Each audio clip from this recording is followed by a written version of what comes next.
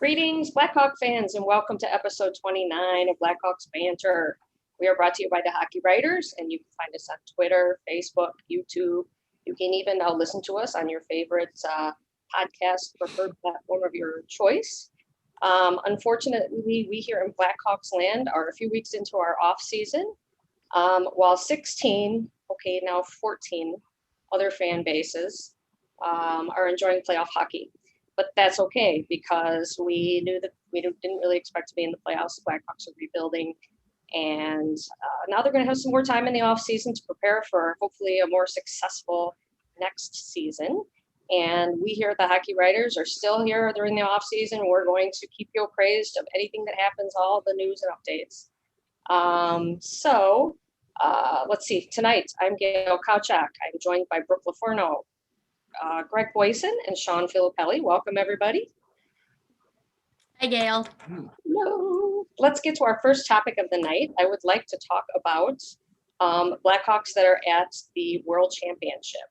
So the World Championship, it was announced this past Wednesday. There's 8 Blackhawks players and prospects that are actually competing in 2021 World Championship, which is in Latvia. It started this past Friday and goes through June 6th. And of course, most people would much rather be competing in the playoffs, but this is a nice alternative if you don't have that opportunity. So here we are with our players. For Team Canada, Nicholas Bodin, Brandon Hagel, Brandon Paris. Russia is being represented by Nikita Zadorov and prospect Maxim Shalyunov. Dominic Kubalik for the Czech Republic. Philip Kurashev is with Switzerland, and top prospect Lukas Reichel is competing with Team Germany. So that's kind of a nice group there. And they did announce today, I don't know if anybody else saw this, unfortunately, goaltender Anthony Stollarts sustained an injury. It was yesterday's game. So Drew Comesso is going to be competing Team USA as the goaltender. So there's actually 9. Patrick Kane, unfortunately, he captained Team USA in 2018 and 19, but he decided to forego the tournament this year to spend some time with his 6-month-old son. So undisclosed injury. Yeah, that too, and I think that could be an issue. But also, he's spending time with his son, so Either one works for me. Don't go play. I'm okay with the break for him. He needs it. Yeah, the old man. No. The old man, he's got these things going on now. So anyway, let's discuss of all these attendees, who are you most excited to see compete? And we can go ahead and start with Shaun. I mean, I got to go with Lukas Reichel. We just haven't seen enough of him on this side of the world, or I haven't anyway. And most of those other names you mentioned, I've been exposed to in various degrees, whether at the NHL level or otherwise. But Reichel has still been a little bit of a mystery as far as seeing him play a little bit more live and seeing what he can really do. I mean, we can look back at his stat lines and his history and what he's accumulated and accomplished, and let alone that he's already had another accomplished year this past season in Germany. A 19-year-old kid who's lighting it up everywhere he goes, and he's progressing in the right direction. I feel like Chicago fans got ripped off, not getting a chance to see him at the World Juniors, unfortunately, but obviously health came first, so that kept him out of the games there. And now there's another opportunity to see him on this world stage. I just really want to see what he can do, and he's already proving, why we should be excited about him with 5 points in 3 games for Team Germany, and just showing that he has all the right stuff to really fit the mold of what the Blackhawks will need. And quite frankly, more immediately than most would have assumed. Okay. Brooke, how about you? I mean, unfortunately, when you look at the Blackhawks roster for the World Juniors, it's not like really standout-ish, but I will say that I picked Reichel too. But I think I'm going to be very biased about him going forward because I'm very German as well. So if Team USA is out, I will gladly root for Germany. But I think the World Juniors are a very good time to evaluate players. They seem you can really get a good temperature gauge on where they're at. And like Shaun said, you don't really see a lot of Reichel. And he was kind of a mystery even when he was drafted. Everyone was kind of like, who is that? What could he be? Kind of thing. So I'm excited to see more of what he can do. Like Shaun said, he's been doing really well so far. And I also said Hagel because he's always entertaining to watch either way, I guess, even though I'm not really rooting for Canada, I guess, but I'm still rooting for every one of our players too. Canada's kind of been laying an egg so far. They've lost their first 3 games. Yeah. They sure have. Doesn't seem like they've got a very good team put together there, but we'll see. There's only been a few games. So Greg, are you going to go with Reichel, or do you have somebody else that you have your eye on? Obviously Reichel's a big one for Hawks fans, and he's off to a good start. I think he's got a couple goals already, a goal in each game. So it'll be good to see what he could do against NHL talent. Obviously, these aren't the all-star teams we're used to at the Olympics, but it's still NHL talent, or at least AHL talent. So let's see what he could do at that level. And for Brooke mentioning the Germans, I'll be rooting for them too, as I have German in my heritage too. Not to get too far ahead of ourselves in the format, but he could be getting Mr. Leon Draisaitl very soon, the way things are going. He may be joining that team. But another name I'm looking forward to actually seeing is Maxim Shalinov. I want to see if he's a real person or just some fictional character that Scott Powers from The Athletic has written about, which seemingly since like 1982, he's been talking about this guy. I want to see him. I want to see what's up. I want to know, if he's ever going to come. We've been hearing that name forever. And he's at that age now where it's now or never. I think he's 26 already. So, I mean, they drafted him years ago. I mean, this isn't a recent draft pick. So it'll be nice to finally see him. I think his KHL contract is up. But some of those Russian teams have a lot of money to spend. So we'll see if he comes over. But that's who I want to see play along with Reichel. Poor guy, no pressure. All the Blackhawks writers keep talking about him. No pressure. I didn't realize he was 26. I thought he was like 24 or something. But yeah, that's he's getting up there then. I don't know if you guys saw this today, but Scott Powers, who's the one that always talks about Shalinov, he's actually having his second baby. And he was headed to the hospital today. And he actually said that he wrote a story on his way to the hospital for his first baby on Shalinov. So we had to call and for good luck, kind of do the same thing. Yeah, hey, Scott's been writing about that guy forever. He's been so high on him forever. So yeah, I know. He even went to Russia for a couple of weeks and followed him around, and it was great. It's great stuff. But I just want to see that he is not just a fake, made-up name. He's a real guy. He exists. I saw him the other night. That's right. All right. Well, hey, I think we're all rooting for Reichel. I am too. And geez, how can you? Those Germany sweaters are sweet. Those are really cool. I love those. I think I mentioned in the World Juniors as well. But I would like to throw out a shout out also to Dominik Kubalik of the Czech Republic. Let's see. He, in 3 games, he scored 2 goals, 1 assist. One of them was a power play goal to tie it up 3-3. Another one was to tie it 2-2. That was the assist. And then he got the overtime breakaway goal to win today against Belarus. So he's working on his clutch performances, and hopefully if he can score enough goals in the World Junior, maybe they will play him more for the Blackhawks. Maybe Coach Colliton will put him out there more, right? So don't hold your breath. Let's hope so. So speaking of Coach Colliton, we'll move on to our next topic here. During exit interviews on May 12th, Jeremy Colliton gave this self-evaluation to the media.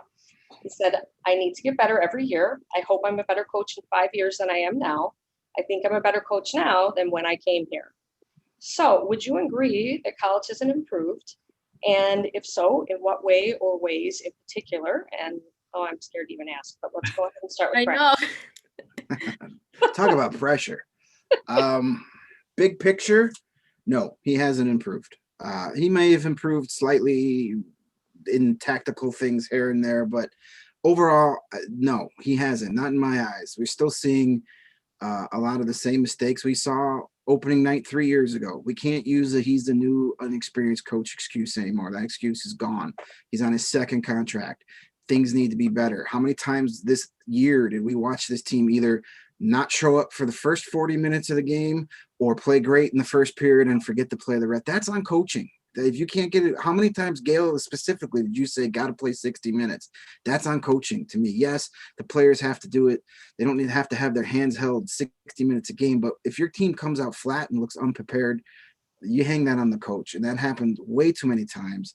There's still, all this talk about the system, this defensive system. He's got to adjust and do things that work better. There's still the same struggles on defense. You don't have to completely scrap your ideology, but make it work. Put your players in positions to succeed. And we don't see that enough defensively. And we just talked about Kubalik and his mysterious playing time. And then we had all kinds of things about accountability, where it seems some guys like Dylan Strome would be gone for games at a time, and other guys like Zadorov can make boneheaded plays and penalties and not miss a shift. So those are the type of things that he hasn't improved on. And those are the type of things that, to me, are the most important that need to be improved on. So I'm not thrilled with the progression behind the bench over the 3 years. But, you guys all know my opinion on that. Yeah, you've got a right to your opinion. And there's a number of things that I would have to agree with you there. So I'm not arguing too much. Let's see, Shaun, what do you think about Colliton? Has he improved, or would you go with Greg?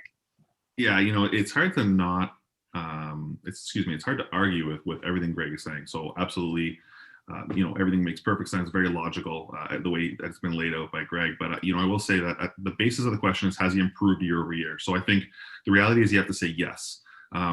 While there's still a lot of area for improvement, and we know that, again, the question is, did he improve year over year? And to me, really not based on anything other than the eye test here, but it just seemed this year, while we were confused a lot of the times that he was jumbling his lines, the fact that he was doing so more readily and throwing players into the mix and pre-game, during the game, post-game, kind of talking about who's going to go where and why, and really looking to mix things up and see who he can fit and who's going to be the best fit in any particular scenario, to me, showed a level of confidence I haven't seen in him yet.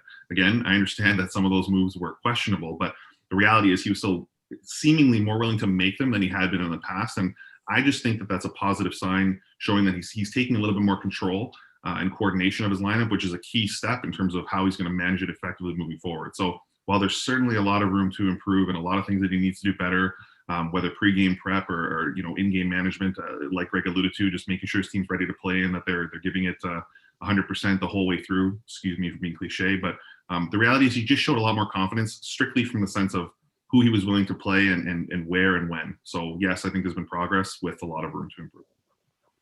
Okay, so room for growth, but yes, improvement. Okay, so Brooke, which side? Where are you thinking? I'm on the no side, and here's the thing. I've said this before. I don't dislike Colliton, but how I base it off of is that, okay, he's been here a few years now, and the end result is still the same. It's still a losing season. So to me, that's not growth. It's just what it is. But I also understand that this is not a very good team to work with. Joel Quenneville couldn't really make anything work with this team. And so I understand he was put in a crappy position. And, something like Steve Yzerman, the general manager of the Detroit Red Wings, said the other day was something like, I could change head coaches all around. It's not going to matter unless we get good players. And that's kind of how I feel too. Right now, Colliton, he makes questionable decisions, but he also has a really bad team to work with. And there's not really much options there. But he is still very inconsistent, and I don't know. It's just, I want to start seeing some winning here because, like I said, to me, it's just still a lot of the same old, same old. All right. Well, this is what's kind of fun about hosting is I get to have the last word here. So I'm actually going to make it a split decision. I, too, believe that Colliton has improved. There's a learning curve when it comes to being an NHL coach. And in the big scheme of things, he's learning. And yeah, it's going a little bit slower, but let's remember this. He's in his third year and they're not even full seasons. Okay. So he comes in and he has to replace, Joe Quenneville. Joe Quenneville has been a head coach for 24 years. And he knows how to push the right buttons and he knows how to, especially, coach in the playoffs. So, let's look at it this way. In Coach Colliton's Coach Quenneville's third year, was he as good as Colliton? So I just think that we kind of have to put it all in perspective. Colliton's good with with developing the players. Yes, I would say that I'm just as frustrated as you are, Greg, with, why can't he adjust his defensive scheme a little bit? I have read that most NHL teams do use the same, kind of man on man or man and a half. But you're right. Most of them have a little bit better personnel to deal with. But maybe he's trying to make it so that in the long run, they're going to be better players by kind of sticking with that system. I don't know if I totally agree with that, but I guess that's where I'm coming from with that respect. I know we kind of talked about that on Twitter the other day. It probably would be easier to base it off of if this was like a roster that like the Bruins had or Vegas had. If he had a really good team in front of him, then let's see if he adjusts anything, but it's really kind of hard to tell. I think that's the other key part, though, is that, you got to think, like, look what he was able to extract from this roster and their expectations. So although it was a roller coaster ride, I mean, he was still steering the ship for the success that they saw. So I don't think we should overlook that either. Well, I think one more thing about the defense, with the adjusting, and it's one thing if it's just the young players that struggle within it, because coming up through the lower ranks, you don't play a lot of man to man. You play a lot of zones in AAA and juniors and college or whatnot. If it was just the Boquists and the Bodines and the Mitchells struggling with this defensive system, then I could say, well, that's young kids learning, no problem. But when you got guys, veterans like Calvin DeHaan and Connor Murphy, who've been productive defensemen for a long time, look lost at times, or you get future Hall of Famers like Duncan Keith and Brett Seabrook look completely lost at times. Maybe it's a bad system. Like, just I don't care. I'm tired of using the word system. Make an adjustment. Make it better. Do something. That's your job. Don't keep throwing the same crap against the wall and hope it sticks one day, because it won't. Just fix it. That's what you get paid for.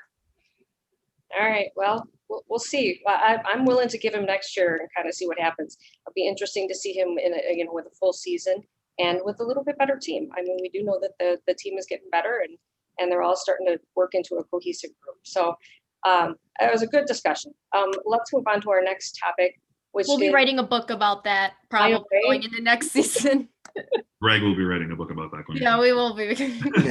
82 games to make this beard go completely gray next season. There you go. All right. Restricted free agents. There's Blackhawks have 6 restricted free agents that need to be signed in the offseason if they're going to remain with the team. Nikita Zadorov is the only defenseman on this list. And we've all discussed previously that none of us are going to lose any sleep if he's not resigned. So let's look at the remaining forwards. We have Pius Suter, David Camp, Adam Gaudette, Brandon Hagel, and Alex Nylander. Let's face it, Suter and Hagel, they were the 4th and 5th highest producers this season. They're probably going to be priorities. So for the topic of our discussion here, let's look at Camp, Gaudette, and Nylander. Of those 3, if you could only pick one to re-sign, who would it be and why? Brooke.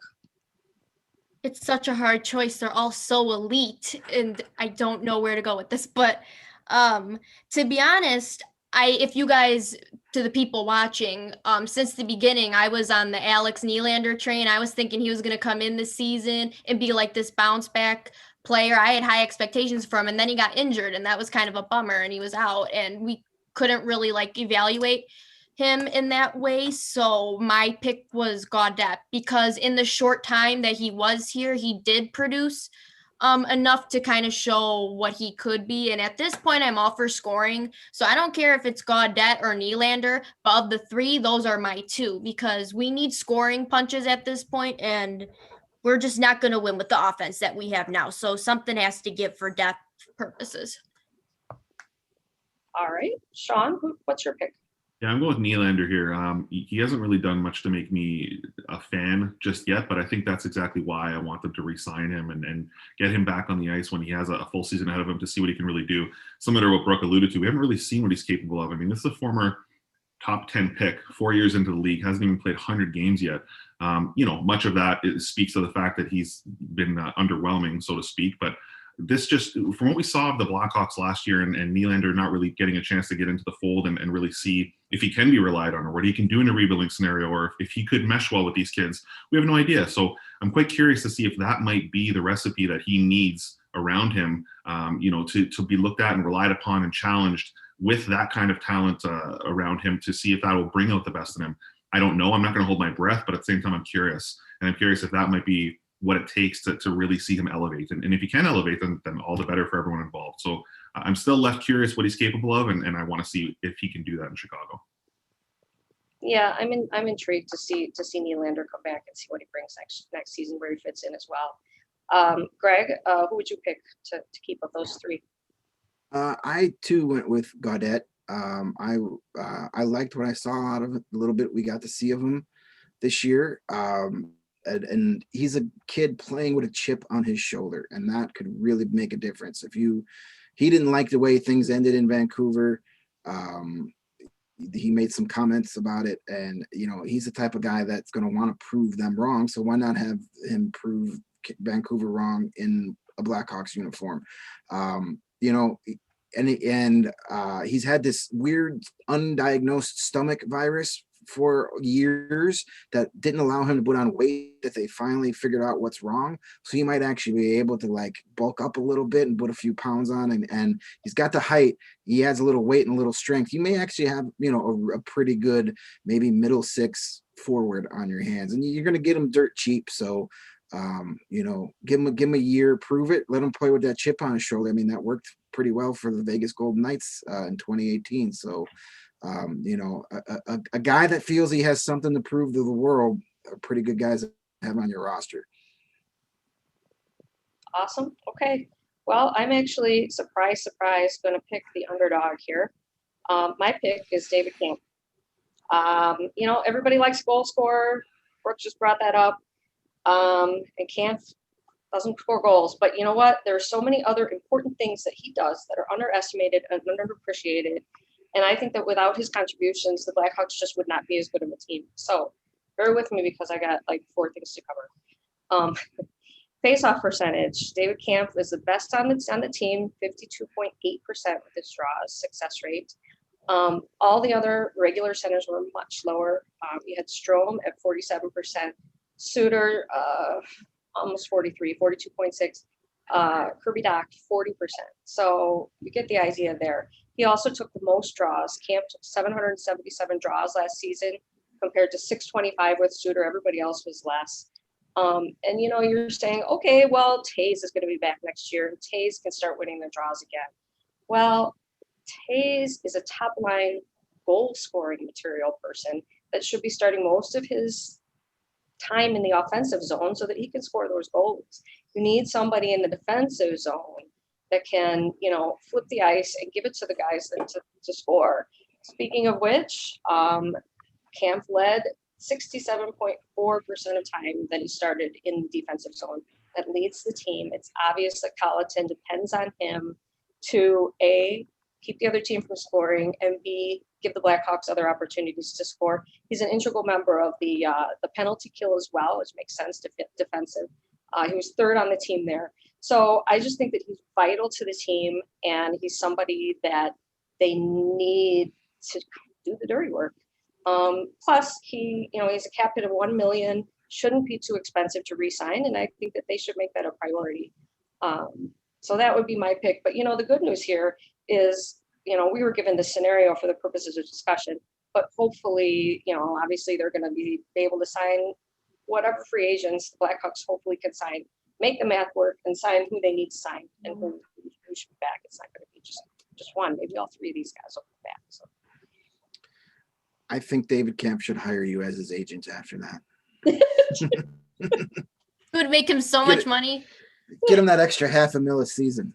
I really do feel that, he does so much for the team and people take that for granted because they're all looking at, oh yeah, DeBrincat is a great goal scorer. Well, yeah, he sure is, but he couldn't do it without people like Kampf doing that background work for him. He's this generation's Marcus Kruger, but not as good as Marcus Kruger, but the same type of player. Yeah. You betcha. He really is. That's for sure. I miss Marcus Kruger. Thanks for saying that. Yeah.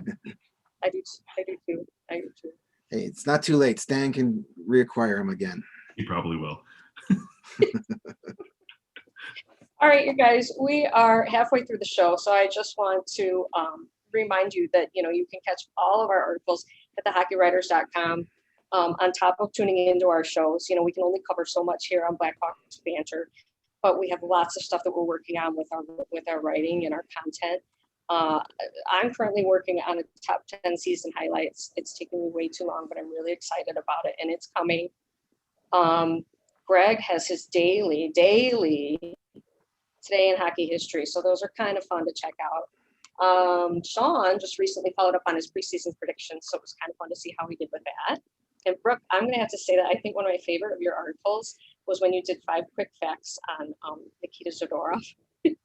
I mean, come on, he's an interesting fella, so that was kind of fun. So if you Google Nikita Zadorov hockey writers, that's the first thing that pops up. You can check out Brooke's article that she wrote. So be sure to check out our columns, guys. Okay, next topic. Moving on.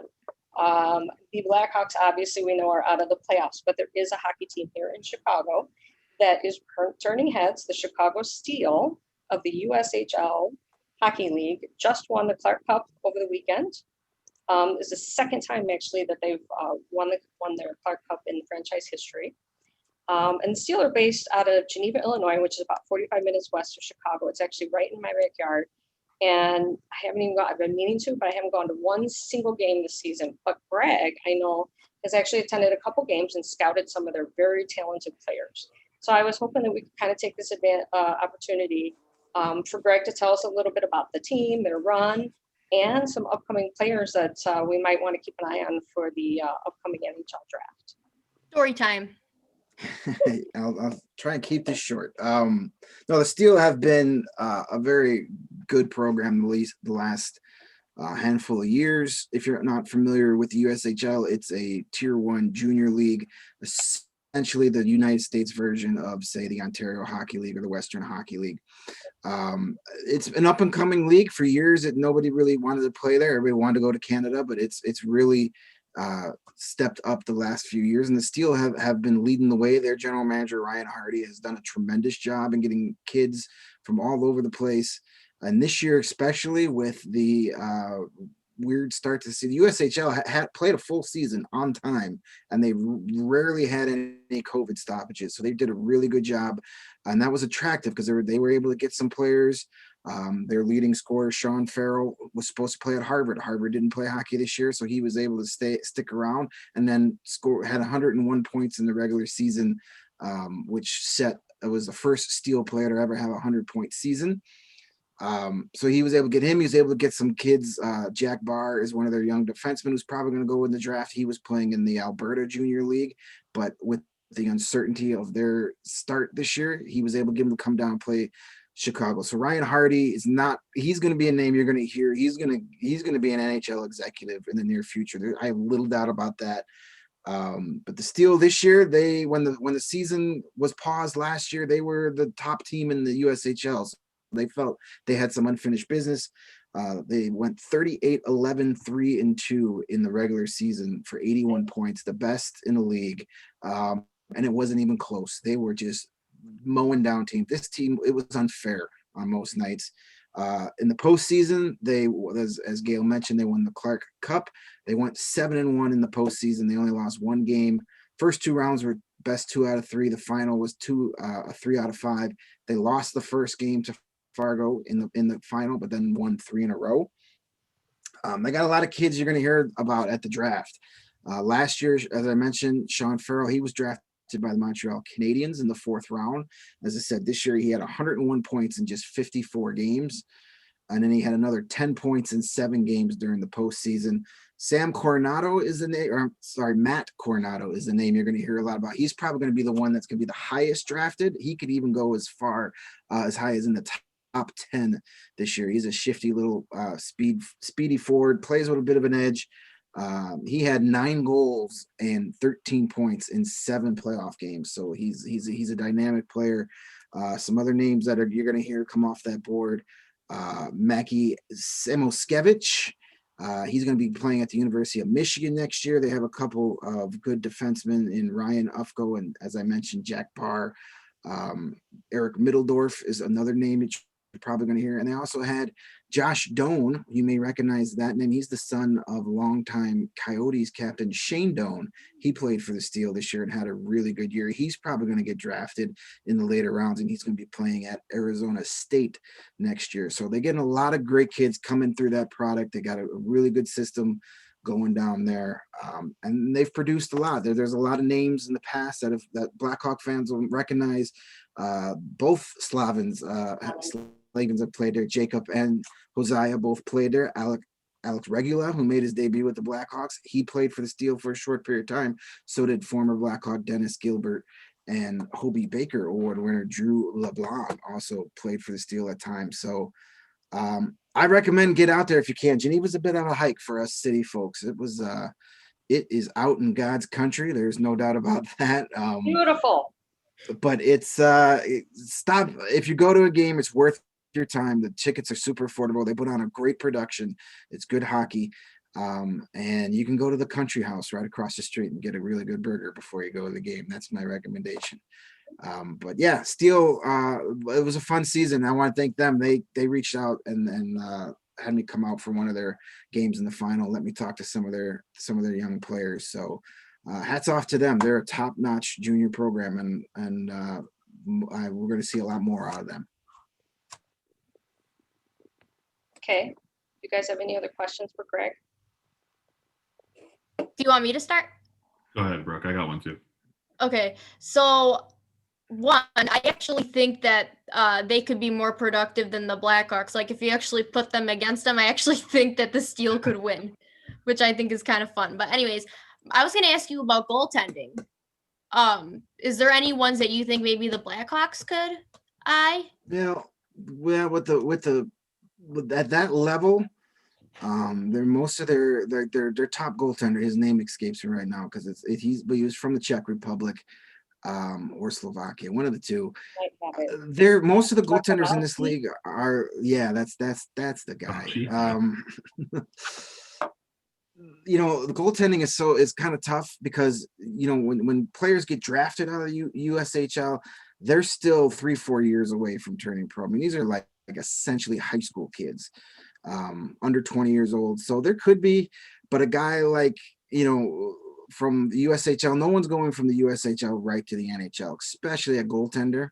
That's a position that takes so much time. So is there an immediate help in goaltending on the Chicago Steel right now? No, but maybe in 3 or 4 years, we'll see somebody make it through the ranks.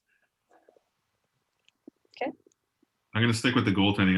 I didn't realize that there'd be another goaltending question. Usually there's not, but that's where I'm going. When you look at their stats from the season, they had 4 goalies that essentially shared very similar stats and all did pretty well for this team. Outside of, I might butcher his name here, but I think it's Lakachi. Am I saying that right? I'm not sure, but that's clearly their number one. I mean, he's the guy who they rode with in the finals, and that makes a lot of sense. But given the similarity of the stats and the games shared throughout these 4, the 4 goalies on that squad, do you see a reason why they would have shared it amongst the 4 as opposed to sticking with 1 or 2 to ride the season out with? I'm not 100% sure on that, to be honest with you. A lot of that could just become, availability. Some of these, there might have been an injury or 2 along the way. And some of these guys in this league, you have turnover. Guys come in and then they go somewhere else, or there's a lot of movement within the league too. I've scouted for the North American Hockey League, which is the tier below the USHL. And, there a lot of times, a kid will come in and they'll play and they're far from home for the first time. It just doesn't work out. Mm-hmm. They want to go play at a team closer to home and they'll make a trade, stuff like that. I'm not 100% sure if that was all the case with the goalies, but when you get to that level, there's really no roster limit. There's no salary cap. So you kind of just, get as many kids as you can. And they may have had some extras this year too, because not every team in the USHL competed this year. There were a few that opted out. So there were some extra players around. So that could have been part of it as well. Fair enough. That makes sense. goaltending is such an elusive topic, elusive subject. I don't ever understand that goaltending. Didn't have to be, and now it is. All right, you guys, let's round out our show here with some discussion about the NHL playoffs, because obviously as a hockey fan, it's the most wonderful time of the year. Every game, every night, because it's the cup, right? So I'm going to start. We're each kind of talk about each division here. I'm going to go ahead and start with Shaun, because as we all know, he is our Canadians Blackhawks representative, but he's also a diehard Toronto Maple Leafs fan. So of course we're going to let him talk about the North. Let's see here. Well, we've got the Maple Leafs and the Canadians, right? And they played 2 games. Everybody was kind of thinking that the Maple Leafs were pretty easily going to be able to win this one, but then you had the whole John Tavares incident. So I'll stop talking and I'll let you expand on that series for us. Yeah, first of all, I think it's important to note that Gail almost lost a Twitter follow earlier in the day when she jumped on board and bandwagoned as a Montreal Canadiens fan. So we'll have to have an after-show discussion about that. But needless to say, that's obviously been a fun series. I'll start with the John Tavares incident. I think we all saw it way too many times because all the outlets were showing it far too many times, and that was just disgusting in its own right. That's a tough injury, to say the very least. Hopefully no one ever has to go through that again. And it sucks to ever see that happen in the first place. I will say that what was cool and nice to see after that's very scary incident was both sides, Montreal and Toronto, coming together and just hoping for the best for Tavares. And I think we all collectively, as we all have on this show for any other injury and on any other team, have all said, health comes before hockey. So it's been nice to see that one of the most storied rivalries in hockey, people have put the hockey aside and realize that, here's a human being who went through something pretty dramatic and could have been a lot worse than it was, thankfully, and we hope for a speedy and full recovery of Tavares. As far as the hockey goes, I know, Gail, you mentioned and alluded to a lot of people sort of thinking that Toronto's going to stomp all over Montreal here. And I mean, look, I think that was just an ignorant way to look at it. Obviously, Toronto had a stellar year. I'm a Toronto fan, as you said, but I do pride myself in being objective. The reality is that Montreal was up there for a good portion of the season. Montreal was knocking at the door. It was a 1-2 battle for a while there. Montreal was in first for a little bit. Obviously, they tapered off. Toronto simply just has, in my opinion, a deeper team. They have a more well-rounded team. They're a little bit more potent offensively. Perhaps goaltending is more of a mystery in Toronto with Jack Campbell in his first postseason, whereas you have Carey Price, who's more of a proven veteran. But the reality is Toronto is just a stronger team all around on paper. However, like I said, one of the more storied rivalries. No one should have expected this to be a cakewalk, and it's proving that it's not going to be. I predicted Toronto in 5 in this one, and I stand by that. But at the same time, I never thought it was going to be blowout games. Even last game, I was surprised to see the score ramp up as high as it did. These are going to be close matches. They're going to be close battles, and these are teams that want to beat each other for obvious reasons. And Montreal's not a team to laugh at either. They got a lot of talent there and a lot of veteran presence. So pretty similar builds. I just think Toronto has the edge. Flipping out west to the Edmonton-Winnipeg series, that one to me, to be quite honest with you, is not as surprising as I think most people are. With Winnipeg now up 3-0, everyone often looks at who the best player in the game is and just thinks that he can carry their team. And I think, unfortunately, for McDavid's sake, things have proven year after year that that's just not the case. This guy can have years that are out of this world, but come playoff time, he needs the rest of his team to step up, and they just don't. It looked to me watching this division closely all year that Winnipeg was a pretty balanced team, and I expected much of the same throughout this series, and that's exactly what they're doing. They're playing a more balanced approach than Edmonton's capable of, and they have the edge in net. So you put those two factors together. Hellebuck's getting hot when he needs to. Smith isn't doing what he needs to do, and Winnipeg's up 3-0. So I'm honestly not too surprised there. Yeah, that was quite the comeback or choke, I guess, if you want to put it the other way.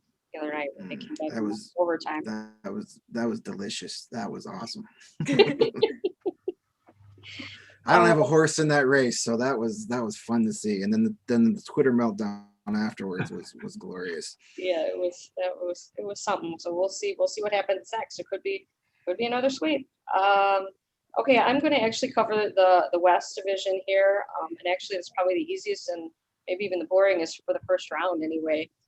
Colorado Avalanche swept the St. Louis Blues, so the Blues were the first team that actually was eliminated. The Avalanche pretty much dominated. Blues never really stood a chance. And the Avalanche are definitely a favorite too. Let's see. Let's look at your Avalanche stars. Nathan McKinnon, 6 goals and 3 assists. It's a lot of goals for 4 games, you know. Gabriel Landeskog, 2 goals, 6 assists, and our favorite former Blackhawk, well, maybe not our favorite, but former Blackhawk, Brandon Saad had 3 goals in this series. So they're looking good, and the Avs are ready to go.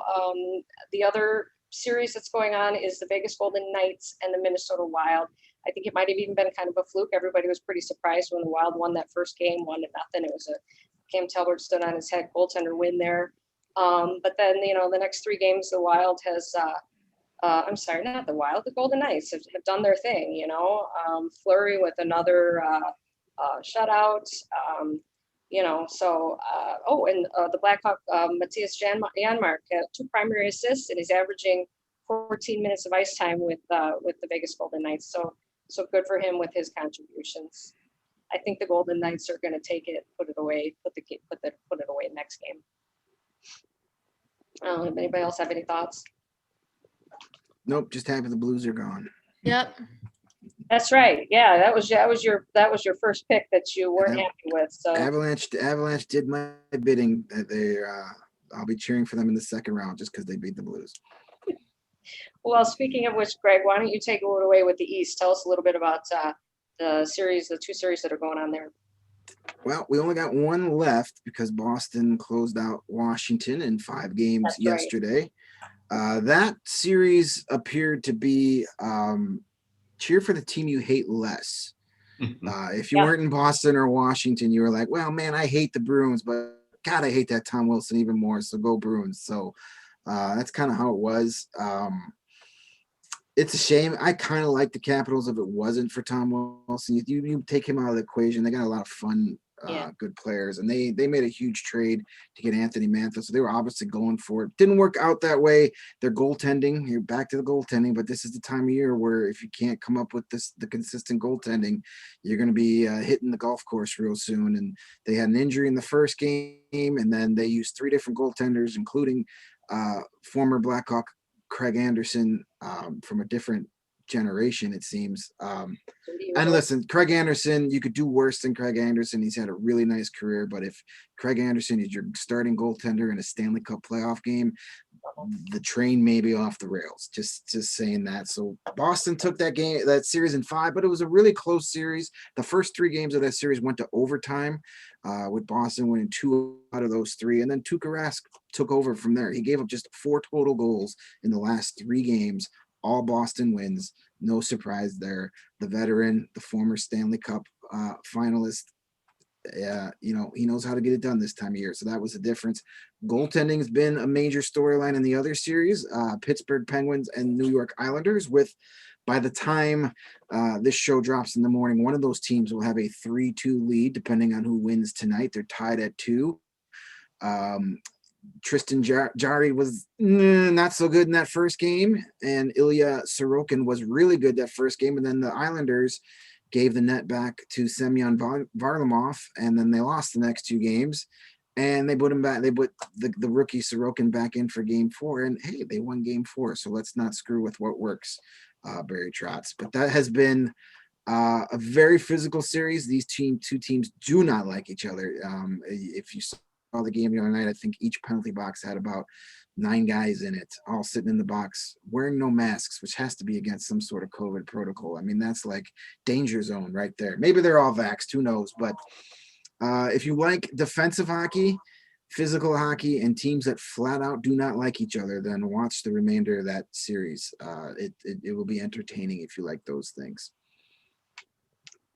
All right. Yeah, I'm telling you, this playoffs is never a dull moment. So let's finish off. Obviously, last but not least, the division the Hawks are in, the Central Division. Carolina Hurricanes and the Nashville Predators. Gosh darn those nasty Predators.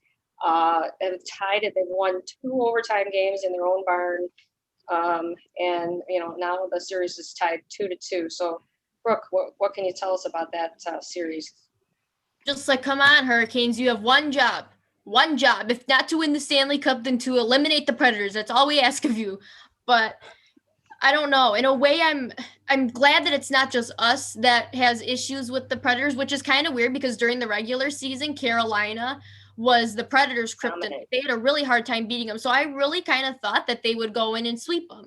And then they just wipe out a 2-0 lead just like that. And now they're tied, and now it's a brand new ball game. I still think that Carolina is going to win only because they are the overall better team, but they are making it interesting. And I guess as a hockey fan, it's kind of exciting because when you watched like the Avalanche and Blues series, like that to me wasn't even entertaining because the Avalanche were just so much better and you could see it. At least they're kind of making a push, but I still want them eliminated, but I think they will. So I'm not really that worried about it, but whatever. And this Florida series, I really thought that the Panthers would give Tampa a better run than they have. They just totally collapsed. I don't know what it is. I know Bobrovsky has been really bad, and this is the time they really need him. And Dreiger, or I don't know if I'm saying that right, but I know he was good in the regular season, not that good. But I am looking forward to seeing Spencer Knight. But unfortunately, because he's new, I don't know how that's going to work. I have a kind of a bad feeling about tonight. I am still rooting for the Panthers in that series, but Tampa, they just won't go away. So I don't know, but they have been entertaining series, but for hockey fans, but overall it's kind of been a lot of unexpectedness in the Central. I think we've all been a little bit surprised. Yeah, I think that's been one of the top ones. But you know what? Don't count the Panthers and Coach Q out. Coach Q is a master at playoff series and dictating those. So I don't know. Yeah, I hope that they can do it. His team's got to stay out of the damn penalty box and stop with the nonsense after the whistles. That's killing them because every time they go in the penalty box, Kucherov scores a goal. So knock it off. They got to stop with the after whistles. I mean, and I'm not against that stuff, but that last game, after a while, I was like, this is stupid. I can't watch this anymore because they blow the whistle and they're gonna just sit there for 10 minutes, like play the game.